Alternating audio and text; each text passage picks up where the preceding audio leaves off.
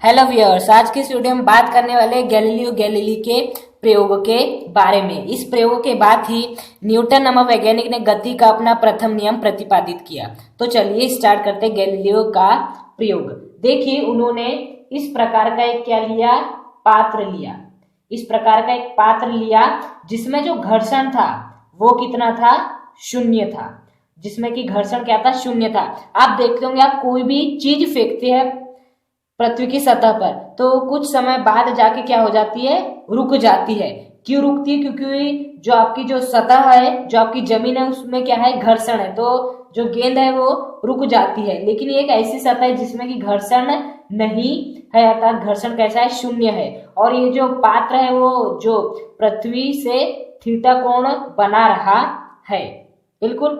अब गैलीलियो ने क्या किया, ऐसा पात्र लिया और यहाँ एक गेंद रखी और इसे यहां से छोड़ी, यहां से छोड़े तो वो यहां तक गया। केवल कहां तक गया, यहां तक गया बस। और यहां जाके क्या हो गया, रुक गया। दूसरी स्थिति में उन्होंने क्या किए कि ये जो कोण था जो पृथ्वी से बन रहा था यहाँ इतना, उसे और कम कर दिया। देखिए, पहले इतना बन रहा था, अब कितना बन रहा है, इतना बन रहा है। फिर से उन्होंने यहां से गेंद छोड़ी। इस सतह में भी घर्षण कैसा है, शून्य है। यहां से गेंद छोड़ी और जब छोड़ी तो वो कहां जाके रुकी, यहां जाके रुकी। कहां जाके रुकी, यहां जाकर रुकी। अगली परिस्थिति में उन्होंने क्या किया, ऐसा ही किया, लेकिन इस बार कोण को और कम कर दिया। देखिए, कोण इस बार और कम हो गया आपका। बिल्कुल। इस बार भी उन्होंने यहां से गेंद को छोड़ी और वो गेंद कहां जाकर रुकी, गेंद यहां जाकर रुकी, गेंद यहां जाकर रुकी। और अगली परिस्थिति में, इस परिस्थिति में घर्षण शून्य है, इस परिस्थिति में भी घर्षण शून्य है। लेकिन अगली ही परिस्थिति में उन्होंने एकदम प्लेन कर दिया, अर्थात जो पृथ्वी की सतह के साथ जो कोण था, यहाँ थीटा था, वो क्या हुआ, जीरो कर दिया। अर्थात उन्होंने ऐसा प्लेन कर दिया। और यहां से जब उन्होंने गेंद छोड़ी तो उन्होंने क्या परिणाम पाया, वो हम इन तीनों के बाद जो कि हमारा परिणाम आया, उसका जो निष्कर्ष आया, उसके बाद हम आपको इसका उत्तर बताएंगे। देखिए, पहली परिस्थिति में क्या हुआ, इन्होंने यहां से गेंद छोड़ी और यहाँ पे गेंद जाकर रुक गई। अर्थात देखिए, यहां पर जितनी हाइट से छोड़ी थी, यहां पर उतनी हाइट तक पहुंची। ओके, यहां तक उन्होंने इतनी हाइट पर छोड़ी थी तो यहां पर भी उन्होंने इतनी हाइट तक क्या पहुंची। अर्थात जितने वेग से आपने छोड़े थे तो उतने ही वेग तक उसने गई और फिर जाके वो रुक गई। इस परिस्थिति में, दूसरी परिस्थिति में भी देखिए, आपने जिस हाइट से फेंके थे, जिस हाइट से गेंद को फेंके थे, वो उसी हाइट तक गई और जाके क्या हो गई, रुक गई। बिल्कुल। तीसरी परिस्थिति में भी कुछ इसी प्रकार का हुआ कि आपने जिस हाइट से गेंद को छोड़ा था यहां से, वो उसी हाइट तक यहां पर जाके क्या हो गई, रुक गई। तो अब आप बताइए, इस चौथी परिस्थिति में जहां इसमें भी घर्षण शून्य था, इसमें भी घर्षण शून्य था, इसमें भी घर्षण शून्य था और इसमें भी घर्षण शून्य है, तो बताइए इस परिस्थिति में यदि हम गेंद को छोड़ते तो वो कहां तक जाके रुकेगी। तो वो उन्होंने ये जवाब दिया कि अब यह जो है वो अनंत तक जाके रुकेगी। कहां तक जाके रुकेगी, अनंत तक। अनंत तक यानी मालूम नहीं, क्योंकि ये सतह एकदम क्या प्लेन है। यहाँ तो कैसी थी, इस प्रकार की सतह से कुछ ना कुछ कोण बना रहे थे, तो हमने जितनी हाइट से छोड़े थे उतनी हाइट पे जाके रुक रही थी, जितनी हाइट से छोड़े थे उतनी हाइट पे जाके रुक रही थी, जितनी हाइट से छोड़े थे उतनी हाइट पे जाके रुक रही थी। लेकिन इस परिस्थिति में कोई हाइट ही नहीं है, अर्थात कोई कोण ही नहीं बना रहा है, तो कहां तक रुकेगी, क्योंकि एकदम ही प्लेन सतह है, सीधी सतह है। तो इन्होंने जवाब दिया कि कहां तक जाएगी, अनंत तक जाएगी। और अनंत तक भी कब तक जाएगी, जब तक कि इस पर हम कोई बाह्य बल आरोपित ना करे। जब तक कि क्या बल आरोपित न करे, बाह्य बल आरोपित न करे। अब आप ये सोचोगे कि यहाँ कौन सा बल आरोपित हुआ कि रुक गई, क्योंकि घर्षण तो शून्य है।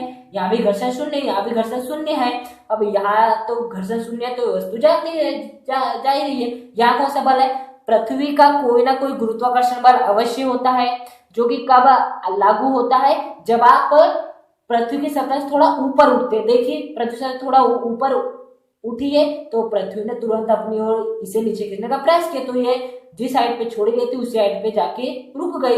इसमें भी पृथ्वी ने गुरुत्वाकर्षण बल से गेंद को अपनी ओर खींचा, जिस साइड से छोड़े थे उसी साइड पे जाके रुक गई। इस परिस्थिति में वही हुआ। लेकिन इस परिस्थिति में बताइए गुरुत्वाकर्षण बल लग सकता है? नहीं लग सकता, क्योंकि वस्तु पृथ्वी की सतह से थोड़ा ऊपर उठना चाहिए, तभी गुरुत्वाकर्षण बल लागू होता है। अब इस स्थिति में तो हम नहीं गुरुत्वाकर्षण बल आरोपित नहीं होगा।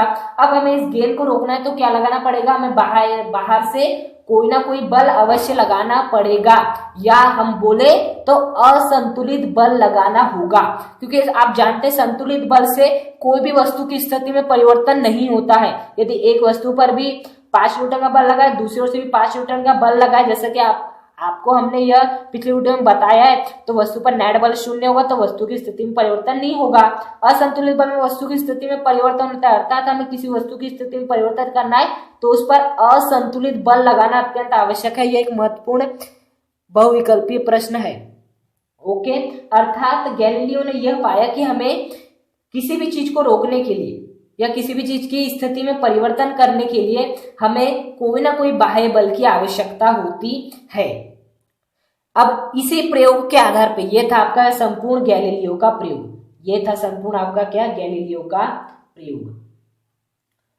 इसी गैलीलियो के प्रयोग के आधार पे न्यूटन ने गति का प्रथम नियम दिया। न्यूटन के गति का प्रथम नियम। उन्होंने ये कहा कि यदि कोई वस्तु रुकी हुई है तो रुकी ही रहेगी, और यदि वस्तु कोई चल रही है तो चलते ही रहेगी, जब तक कि उस पर कोई बाह्य बल आरोपित न किया जाए। अर्थात यह कोई व्यक्ति है, यदि वह निरंतर चल रहा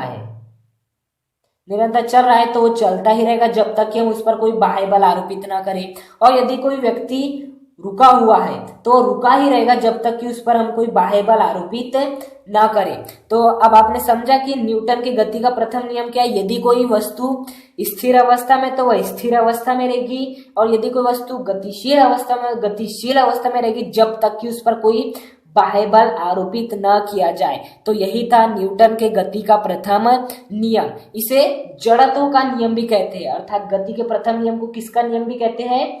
जड़त्व का नियम भी कहते हैं। अब आपने क्लास 9th में अवश्य पढ़ा होगा जड़त्व क्या होता है। देखिए, जैसे आपके सामने ये स्क्रीन प्रदर्शित हो रही है, इसमें कॉपी रखी हुई है।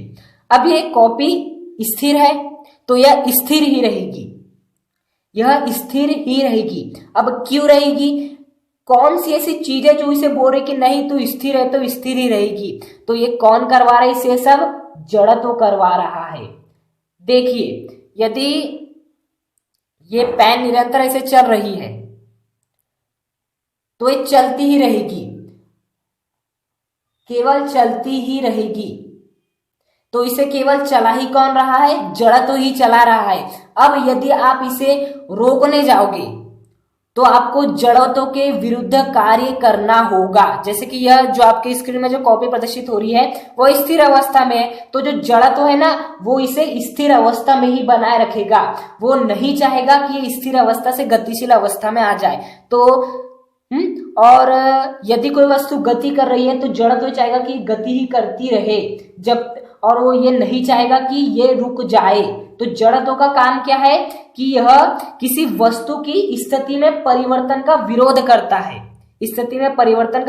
है, जैसे कॉपी रखी हुई है, बिल्कुल ये कॉपी रखी हुई है। अब आप यदि इसे हटाना चाहोगे तो जड़त्व आपका विरोध करेगा, लेकिन यदि आपका बल जड़त्व से अधिक हुआ तो ये विरोध नहीं कर पाएगा, और आप इस कॉपी की स्थिति में परिवर्तन करने में सक्षम हो जाएंगे। तो जड़त्व क्या हुआ? जड़त्व वह कारक है जो किसी वस्तु की स्थिति में परिवर्तन करने का विरोध करता है।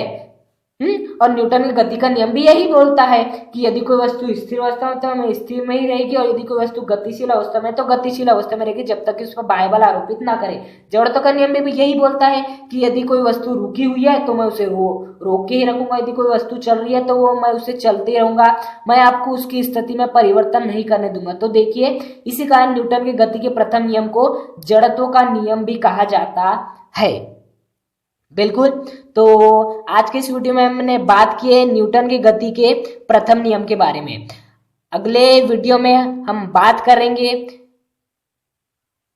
इसके आगे के टॉपिक के बारे में। तो यदि आपको ये वीडियो पसंद आए तो इसे अधिक से अधिक लाइक करें, चैनल को सब्सक्राइब करो, इसे अधिक से अधिक शेयर करें। Thank you.